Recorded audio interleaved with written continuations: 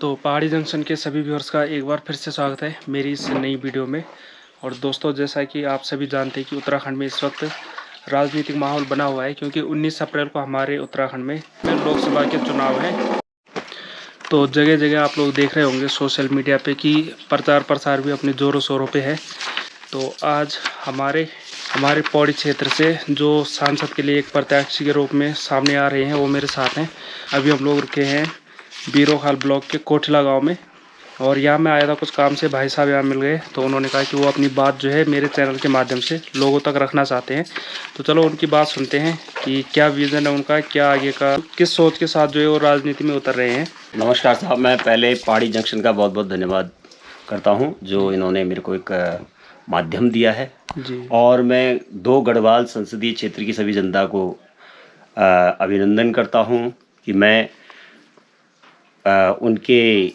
उनके समक्ष एक अभ्यर्थी के रूप में यहाँ पर चुनाव लड़ने की प्रक्रिया को आगे बढ़ा रहा हूँ। जी धन्यवाद। मेरा नाम श्री मुकेश प्रकाश है। मेरे पिताजी का नाम स्वर्गीय श्री शिरोमणि गोनियाल। मैं ग्राम पनासतल्ला से संबंध रखता हूँ। जी। पट्टी खाटली बीरोखाल हमारा ब्लॉक है जी।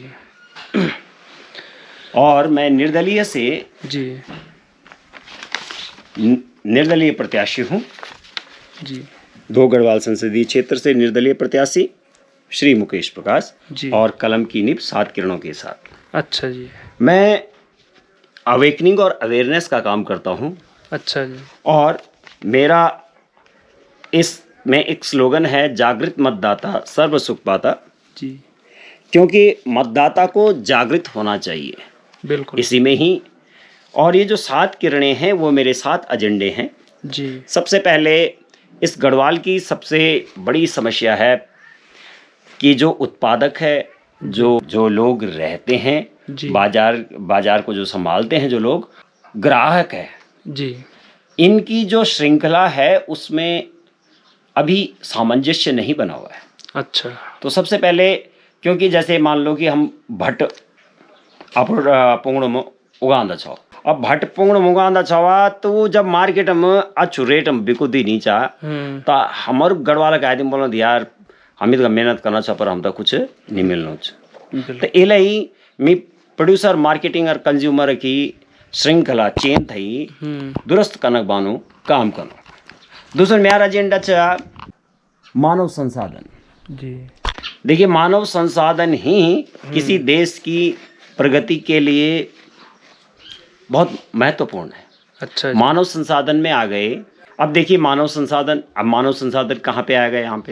यहाँ पे मानव का पलायन हो रहा है। बिल्कुल। अगर मानव यहाँ पे रहेगा तो वो कुछ ना कुछ कमाएगा, और कुछ ना कुछ कमाएगा तो यहाँ उसकी वो पूंजी निवेश करेगा। बिल्कुल है ना? पूंजी निवेश करेगा तो ये आर्थिक प्रगति में होगी। बिल्कुल होगा कि नहीं होगा? दूसरी चीज, यहाँ पे असुरक्षा का भी लोग पलायन क्यों कर रहे हैं? असुरक्षा के कारण। जी। और ह्यूमन ट्रैफिकिंग जो हो रही है वो सुरक्षा के कारण, असुरक्षा के कारण। अच्छा। असुरक्षा किसमें? शिक्षा में, कि हमारे बच्चों को शिक्षा मिलती कि नहीं मिलती। देखिए आज विद्यालयों की हालत देखिएगा कि अच्छे विद्यालय खुल रखे हैं। सरकार ने, इस वाली सरकार ने, पिछली वाली सरकारों ने अच्छे विद्यालय खोले हैं, लेकिन विद्यालय में संसाधनों की कमी है। अच्छा। मैंने डिग्री कॉलेज वाले बच्चों से कई जगह बात की। आपके रखड़ी खाल, धुमाकोट और बीरोखाल जैसे जी, और टकुली खाल, अपने क्षेत्र की बात बता रहा हूँ। जी। और अगर मैंने इधर कोटद्वार की साइड भी मैंने वो किया, निरीक्षण किया है जी। यमकेश्वर में भी मैं पिछली बार पैदल यात्रा किया तो देखा मैंने कि लोगों में असुरक्षा की भावना है।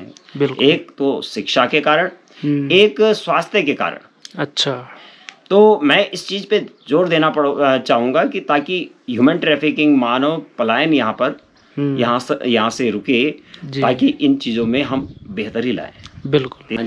पहले हमारे व्यूअर्स को ये बता दीजिए, आप अभी तक क्या करते थे, मतलब आप किस क्षेत्र में थे अब तक? देखिए जी, मैं शिक्षण का कार्य भी करता हूँ। अच्छा छोटा मोटा, उतना पढ़ा लिखा नहीं हूँ, लेकिन शिक्षण का कार्य भी करता हूँ जी। मैं मशरूम ट्रेनर भी हूँ। अच्छा और जी। कुछ मैं श्री देवाश्रम नाम से पत्र व्यवहार के कारण जी। स्ववित्तीय अपने 2-3 रुपए कमाता था और 1 रुपए लगाता था।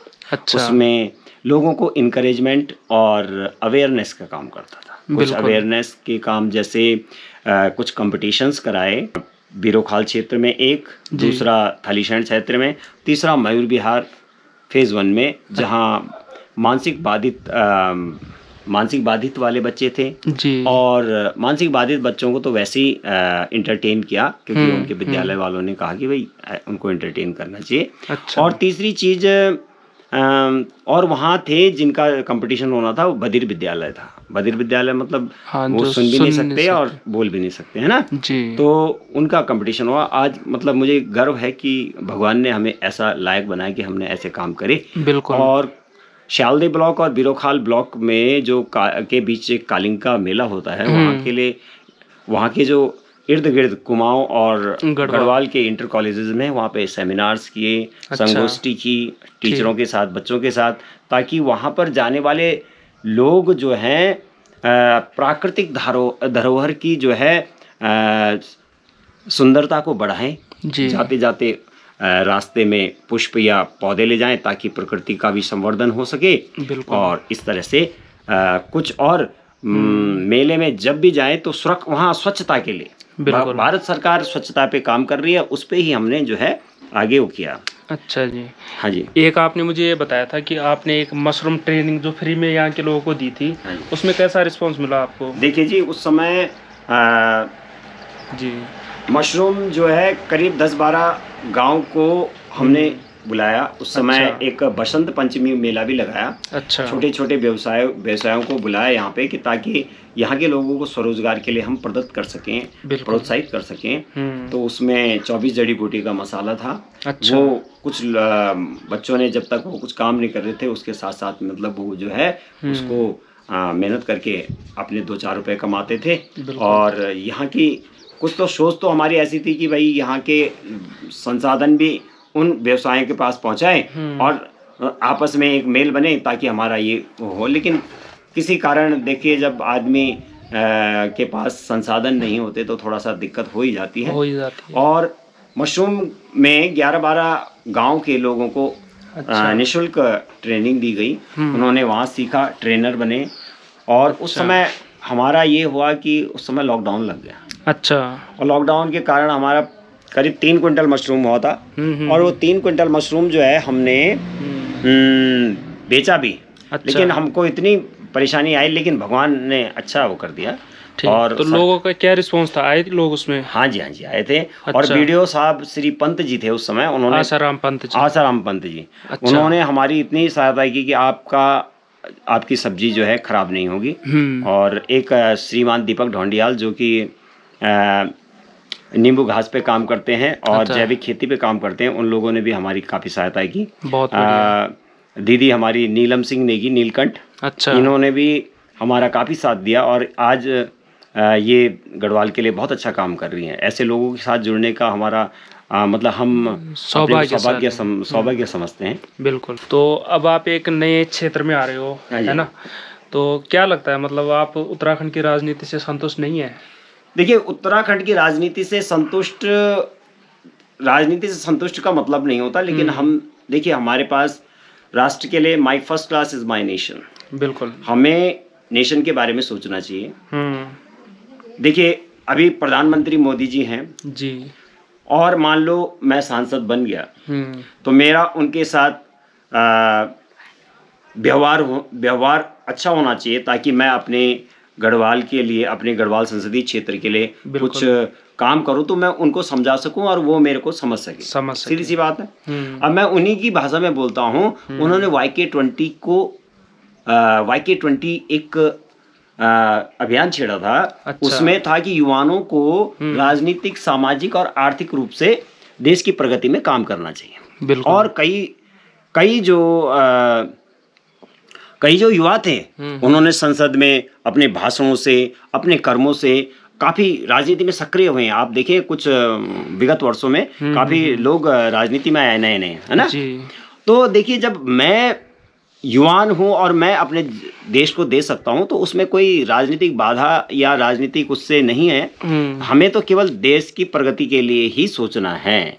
और देखिए अब हमारे प्रधानमंत्री जी ने अगर कहा है कि हमारे देश को विकास, देश जो है सर्वश्रेष्ठ विश्व गुरु बनना है, तो उसके लिए हमें, चाहे हम उनके विपक्ष में खड़े हों, लेकिन हमें काम करना चाहिए। बिल्कुल।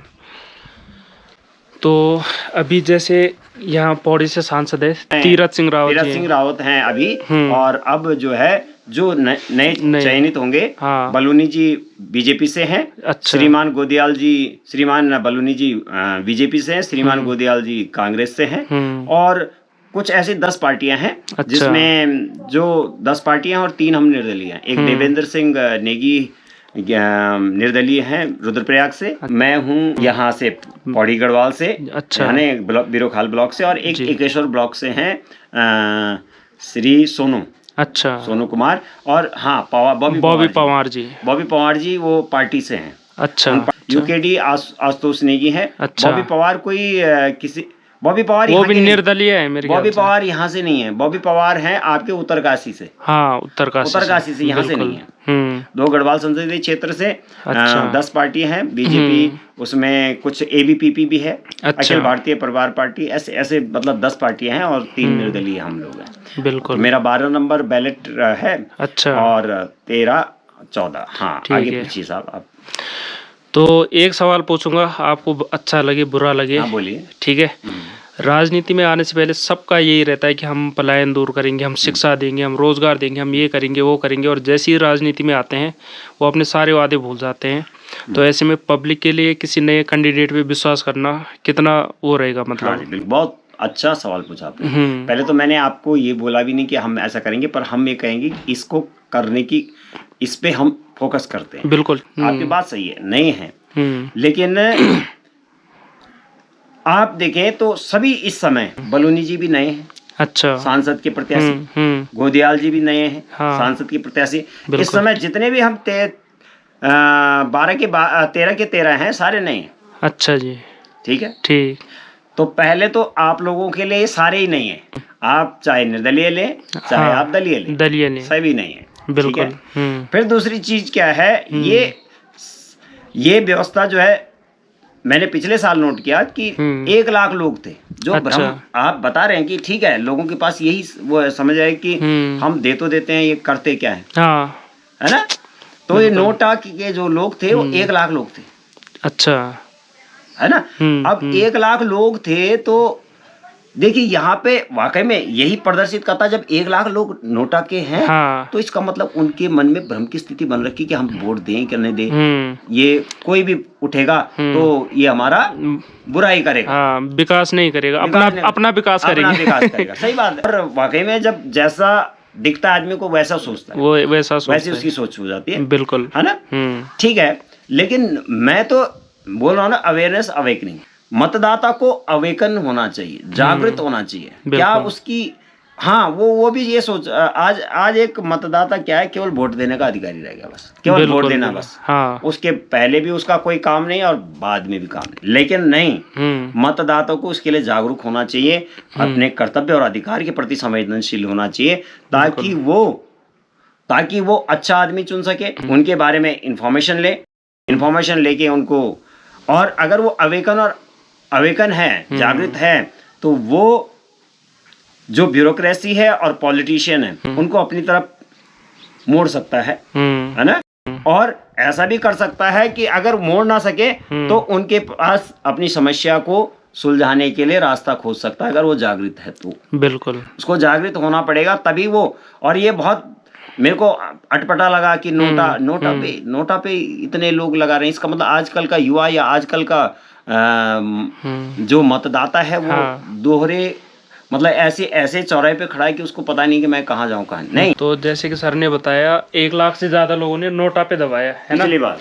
इसका रीजन मैं भी देना चाहूंगा, इसका जवाब, मतलब कि क्यों लोगों ने नोटा दबाया होगा। जैसे हम लोग पिछले 15-20 साल से रोड का वो कर रहे हैं कि हमारे यहाँ रोड दे दो, मतलब जो सरकार बनती है चुनाव से पहले सब वादे करते हैं, उसके बाद सब भूल जाते हैं। कांग्रेस की सरकार बनी, भाजपा की बनी, फिर कांग्रेस, फिर भाजपा, ऐसा चलता रहा।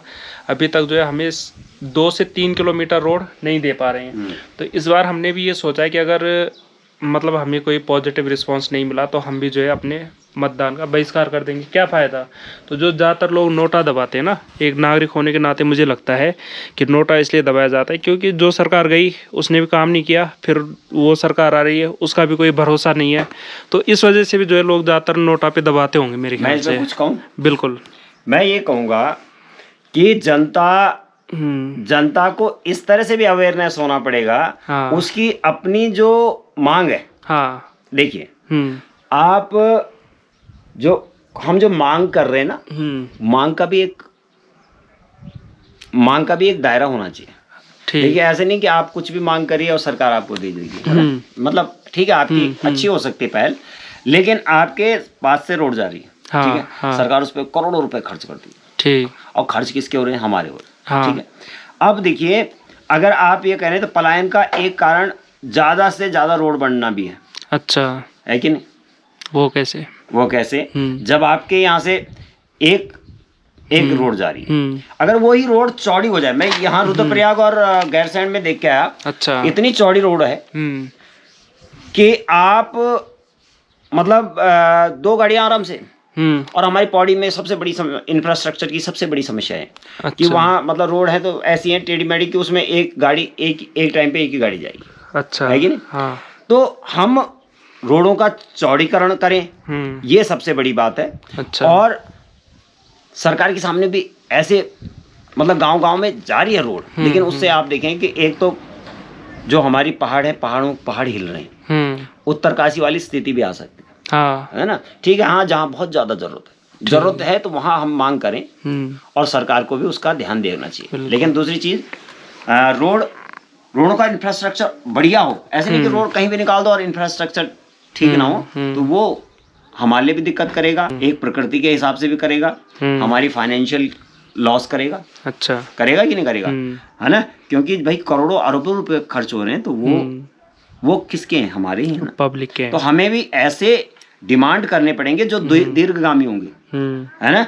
जो फार साइटेडनेस होंगे। ऐसे नहीं कि हम शॉर्ट साइटेडनेस के लिए काम करें कि भाई हमें ये दे दीजिए। जैसे आप ये वो देखो, हमारी सिचुएशन देखो, हमें कम से कम आधा पौना घंटा चल के रोड तक आना पड़ता है। हाँ जी। चलो दोपहर की बात है, हम लोग आ सकते हैं, कभी कोई मतलब प्रेगनेंसी है, किसी को कोई बीमार है, फिर कैसे हम लोग सरवाइव करें? हाँ, वैसे तो सरकार ने आप लोगों को क्या क्या वो भी कर रखे है ना, वो भी दे रखा है ना? उसके लिए क्या है कि जो जैसे कॉरिडोर होते हैं, हाँ, बोलते हैं कॉरिडोर मार्ग। हाँ, हाँ। जरूरी नहीं कि वहाँ गाड़ी जाए। अच्छा, तो जो आपके कॉरिडोर मार्ग है वो चौड़े हों और इस तरह से हों कि मतलब नहीं, हमारे यहाँ तो वो मार्ग भी नहीं है, कॉरिडोर मार्ग भी नहीं है ना? कॉरिडोर मार्ग हो ना, जैसे आपके जिसमें आदमी को आराम से ले जाए, व्हील चेयर टाइप के चल सके। हाँ, कुछ इस तरह से, तो वो कॉरिडोर के वो कर सकते हैं, ताकि क्या होगा कि इमरजेंसी में लोगों को ले जाना अच्छा होगा। चलो, हम जो है खास मुद्दों पे बात करेंगे क्योंकि आपने मुझे रोक रखा है ना? तो मेरी कोशिश है आपकी बात लोगों तक ज़्यादा से ज़्यादा पहुंचाना। तो आप अगर जीत जाते हैं, है ना, तो आपका क्या विजन रहेगा उत्तराखंड में, इस मतलब पौड़ी में, जहाँ से आप सांसद बन सकते हो? हाँ, मेरी ये रहेगी पहले कि जो मेरे पहले तो मैं जीत गया, मान लो, ये तो आप मेरा सौभाग्य होगा कि मैं ऐसे बड़ी उसमें आ पाऊंगा। बिल्कुल। पहले तो मैंने सबको यही कह रखा है कि भाई मैं अगर हार गया तो मैंने इतना डाटा कलेक्शन कर रखा है कि मैं जो एक छोटे से क्षेत्र के लिए काम करता था ना, वो बड़े क्षेत्र के लिए। ठीक। दूसरी चीज मैंने ये कहा कि मैं आप विश्वास दिलाता हूँ कि मैं गुमनाम नहीं रहूंगा, क्योंकि मैंने इतनी मेहनत कर दी है। बिल्कुल, और बिल्कुल, है ना, इतनी पेरिफेरल में घूम गया मैं कि इतना बड़ा क्षेत्र, पहले तो मुझे उसी का ही मजा है कि क्या मेहनत करनी है ना। बाकी जीतना, अब जीतने की बात बताते हैं। सबसे पहले मेरा संबंध रहेगा कि जो मेरे बड़े जो मेरे से बड़े वो हैं, जिनसे हमें मान लीजिए सांसद क्या चुनते हैं? प्रधानमंत्री। सांसद प्रधानमंत्री चुनते हैं। अगर मैं सांसद चुना गया तो मैं एक अच्छे प्रधानमंत्री को चुन सकता हूँ, है ना? सबसे पहले मेरी प्रायोरिटी। दूसरी चीज, अगर मैं सांसद बन गया तो सांसद का काम क्या होना चाहिए? लोगों के साथ 1-to-1 करें, बातें करें। अब लोगों से, प्रतिनिधियों से बात करें कि भाई आपकी लड़की क्या समस्या है। हाँ। समस्याएं, अब ऐसा नहीं कि समस्या जो आप बताएंगे वही समस्या है, नहीं, जो सामूहिक समस्या है अलग अलग प्रतिनिधियों की, उनको एनालाइज करें और उससे एक राजनीतिक टर्म में उसको क्रियान्वयन करें और ऐसी हिम्मत रखें हम कि मैं ऐसे रखूं कि संसद में उसको पेश कर सकूं। हाँ, ठीक है। फिर मेरे में ऐसी हिम्मत होनी चाहिए कि मैं उस पेश किए हुए को लागू भी कर सकूं। बिल्कुल, ठीक है। लोगों से, जब तक मैं लोगों से ये नहीं पूछूंगा समस्या क्या है, तब तक जब तक राजनीति में जो राजनेता है वो मतदाता से जब तक जुड़ेगा नहीं, है ना, जीतने के बाद, तब तक काम नहीं चलेगा। बिल्कुल। मैं अगर सांसद हूं तो मैं आपके घर घर तक नहीं आ पाऊंगा, कोई भी होगा, लेकिन हमें मतदाता को जागृत होना पड़ेगा कि हम अपनी समस्याओं को कैसे पहुंचाएं, है ना। तो इसके लिए अगर मेरे को मौका मिला तो मैं वन स्टॉप सॉल्यूशन सेंटर की वो करूंगा, जिससे कि लोगों जुड़ा जाए, है ना। बिल्कुल, बढ़िया। क्योंकि हम लोग देखते हैं जैसे चुनाव होते हैं, चुनाव के टाइम पे हमारे नेता जनप्रतिनिधि हमें दिखते हैं, उसके बाद वो 4 साल तक गायब हो जाते हैं, जैसे चुनाव आते फिर बाहर निकलते हैं। देखिए, तीसरी चीज हम इस चीज पे फोकस करेंगे। पहला हो गया पीएमसी वाला मुद्दा, दूसरा हो गया मानव संसाधन वाला हो गया, तीसरा नॉलेज, लोगों को नॉलेज होनी चाहिए, चौथी चीज है लॉजिस्टिक। ठीक, यहाँ पे लॉजिस्टिक की अपार संभावना है। अच्छा। और वो राजनेता तब तक नहीं जान सकता जब तक वो यहाँ नहीं घूमेगा, लोगों से बात नहीं करेगा। क्योंकि देखिए, यहाँ पे जलवायु में भी परिवर्तन है, जगह जगह की मिट्टी में परिवर्तन है, और जगह जगह की फ्लोरा और फौना में अंतर है। जब तक कोई राजनेता यहाँ तक आर्थिक प्रगति तब तक नहीं कर सकता जब तक वो यहाँ के लोगों से बातें नहीं करेगा। अच्छा। उसकी बड़ी सोच उभर ही नहीं सकती। इसलिए राजनेता को चाहिए कि अपने क्षेत्र में, है ना। फिर दूसरी चीज, सरकार ने भी एक काम कर रखा है कि जो पॉलिटिशियन है उसके लिए भी उसको भ्रमण तो करना ही पड़ेगा, लोगों के पास आना ही पड़ेगा, है ना। और कोशिश करूंगा मैं कि जो समय निर्धारित हो उसमें अपनी बिल्कुल। कई नए चेहरे जो है उत्तराखंड के चुनाव में उतर रहे हैं, मैदान में उतर रहे हैं। हमारे बीरोखाल से पनास क्षेत्र से श्री मुकेश प्रकाश जी टिकट ले चुके हैं और इस बार यहाँ से निर्दलीय प्रत्याशी के रूप में वो सामने हैं। तो आपको क्या लगता है कि उनको राजनीति में उतरना चाहिए कि नहीं, किस तरीके से उनका ये रह सकता है? आप लोग अपने ओपिनियन ज़रूर जो है हमें कमेंट सेक्शन में ज़रूर लिखें। मुकेश जी की भी नज़र रहेगी आपके कमेंट्स पे, मेरी नज़र भी रहेगी। क्या मतलब जो भी आपके मन में है आप लोग कमेंट बॉक्स में लिख सकते हैं, अपनी राय दे सकते हैं, है ना। और उत्तराखंड का विकास किस तरीके से हो सकता है उस पर जो है अपनी राय लिख सकते हैं। तो मेरी ये प्रायोरिटी रहेगी कि मैं अपनी ब्यूरोक्रेसी के साथ अच्छा संबंध रखूँ, अपने ऊपर वाले प्रधानमंत्री जी के साथ भी अच्छा संबंध रखूँ, ताकि मैं आप लोगों को सुरक्षा प्रदान कर सकूँ। बिल्कुल, धन्यवाद। ठीक है जी।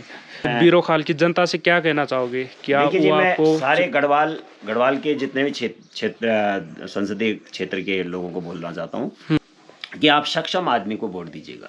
जो जैसे यहाँ से बीजेपी से अनिल बलूनी जी उठे हुए हैं, अगर वो सक्षम है तो उनको दीजिए। कांग्रेस के गोदियाल जी उठे हुए हैं तो उनको दीजिए, लेकिन सक्षम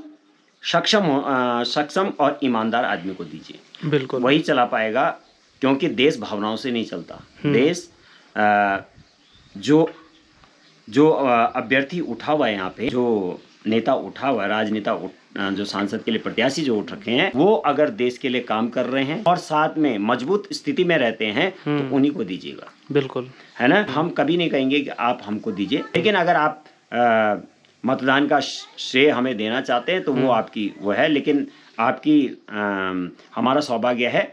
लेकिन इसके लिए आप क्या करें, कैंडिडेट के बारे में जानें, कैंडिडेट कैसा है। जब आप जानेंगे तभी आप जो है मतदान देंगे। तो मैं यही कहूँगा कि इस पर्व को उल्लास से मनाइए और ऐसे नोटा वाली स्थिति को मत रखिए, है ना। धन्यवाद। तो मुकेश जी, जाते जाते एक और सवाल, बाय द वे रिजल्ट आपके फेवर में नहीं आता, उसके बाद क्या वो है आपका आगे का? तो मैं ऐसे, ये मेरे लिए इतना बढ़िया सुनहरा अवसर है, उत्तराखंड घूमने का बहुत बढ़िया अवसर है। हाँ, ये सांसद का ना इतनी बड़ी संभावना है, इतनी बड़े मैं पहाड़ की विविधताओं को देख पा रहा हूँ, ये मेरे लिए सबसे बड़ा। मैं पिछले 1 साल से इस पे काम कर रहा हूँ। अच्छा। और हारना क्या, मेरे लिए तो पहली बार मैं चुनाव में प्रदर्शित हुआ, और मैं कभी कोई चुनाव लड़ा ही नहीं, लेकिन मैं तो ये गेम के रूप में ले रहा हूँ। सीधी बात है। अच्छा। अगर मैं हार गया तो मेरे इतने लोग मेरे से जुड़ गए, इतने लोग मेरे से, मैं 1 to 1 मैं चलते चलते लोगों से बात कर रहा हूँ। हाँ। और कभी यूजर्स में, तो यूजर्स में खड़े होके भाई मैं ये इसके लिए हो रहा हूँ, और आप अच्छे मतदाता बनिए, सक्रिय बनिए, और इस तरह से बातें कर रहा हूँ। तो मैं इतने लोगों से जुड़ा हुआ हूँ कि ये मेरे को कोई भी इसमें कोई भी मतलब मेरे को ये नहीं होगा कि मैं जीता नहीं। हाँ। है ना, मुझे काम करना है और करूँगा मैं इस देवाश्रम के उससे मैं आगे काम कर सकता हूँ। अच्छा। और जीत गया तो क्या पता राष्ट्र की सेवा का बड़ा मौका मिल जाए। तो जो ये देवाश्रम है, ये क्या है, NGO है? देखिए जी, ये एक पत्र व्यवहार के लिए शुरू में हमने लिया। अच्छा। इसमें कुछ प्रोत्साहन के लिए, हमने लोगों के प्रोत्साहन के लिए सरकारी लोगों से कई सहायता मांगी, और कईयों ने दी भी। अच्छा। एक बार DRDO को हमने मेक इन इंडिया के तहत बुलेट प्रूफ के लिए यहाँ से वनस्पति का उपहार भी दिया कि आप अगर लेना चाहते हैं तो। अब क्या हुआ, बीच में अब जब आदमी सक्षम नहीं रहता ना, तो शायद वो ब्यूरोक्रेसी ने भी थोड़ा सा ढिलाई सी कर दी। अच्छा। अब शायद फिर ऐसे छोटी मुंह बड़ी बात वाला हिसाब किताब हो जाता है। और मशरूम के लिए भी हमने किया। अब क्या है, धीरे धीरे हमें अगर बड़े काम करने तो हमें जान पहचान होनी चाहिए। बिल्कुल। अगर मुझे रुद्रप्रयाग में काम करना है तो रुद्रप्रयाग की जनता से जुड़ना पड़ेगा। तो इसलिए मैंने ये अपना रास्ता अपनाया कि ताकि मैं लोगों से जुड़ सकूं, उनके लिए काम कर सकूं। बहुत अच्छा। तो दोस्तों, ये बात मैंने रखी जो हमारे पौड़ी से सांसद के उम्मीदवार हैं श्री मुकेश प्रकाश जी। आपको उनकी बात कैसी लगी? आपको क्या लगता है उनके बारे में कि उनके लिए सामने से कुछ पॉजिटिव रहेगा, या आप लोगों की क्या राय है, वो आप लोग कमेंट बॉक्स में लिखना तो बिल्कुल मत भूलना। तो इस वीडियो को यहीं पे एंड करते हैं। आपसे मिलेंगे फिर किसी नए ब्लॉग में। तो तब तक आप लोग बने रहिए चैनल पे।